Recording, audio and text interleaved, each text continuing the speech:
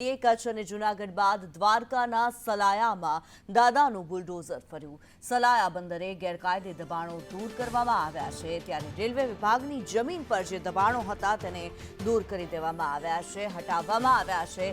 ચુસ્ત પોલીસ બંદોબસ્ત વચ્ચે ડિમોલિશનની કાર્યવાહી હાથ ધરવામાં આવી છે, ત્યારે રેલવેની લાખો ફૂટ જમીન ખુલ્લી કરવામાં આવી છે।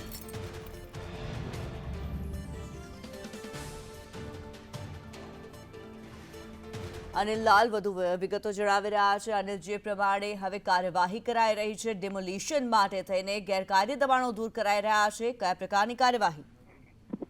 જી કિન્નરી, હાલમાં જે દેવભૂમિ દ્વારકામાં સલાયા ગામ જે આવેલું છે ત્યાં જે સરકારી જમીન ઉપર રેલવે સ્ટેશન હતું જૂનું, ત્યાં લાખો કરોડો રૂપિયાની જે જમીનો સરકારી દબાણ કરી દીધું હતું સરકારી જમીન ઉપર લોકોએ, તો હાલમાં આ દબાણને દૂર કરી દેવામાં આવ્યું છે ચુસ્ત પોલીસ બંદોબસ્ત દ્વારા।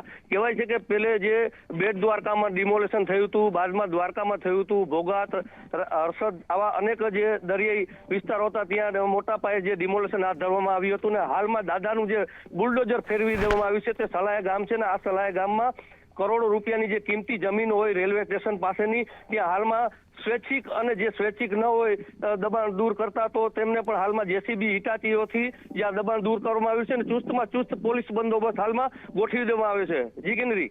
જી ધન્યવાદ અનિલ।